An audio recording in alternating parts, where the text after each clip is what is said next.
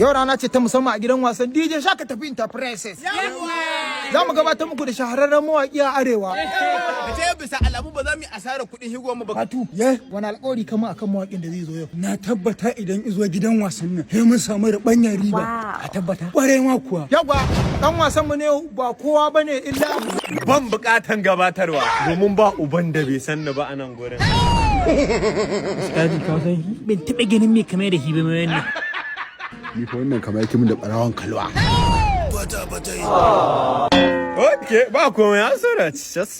DJ Shaka Tafi samun waka ta bakan damiyar da kowa ya fi sani na da ita. Hanta da jini ba sa rabuwa. Ba a taɓa samun tauraruwa mai ni'imar da ke haskaka zuciya ta game da nishaɗar da ita kamar ke. Hanta da jini ba sa rabuwa. Ina mai tabbatar.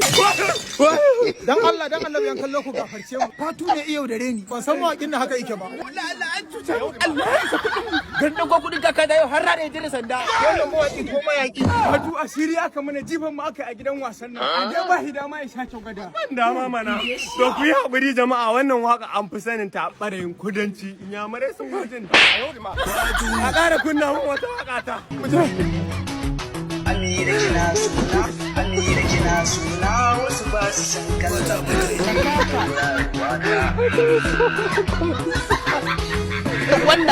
wannan mahauka. Bismillahi sarki abun bautawa ta kama da basira zai rira waka ta. Alƙur'an ya kiɗi mahi.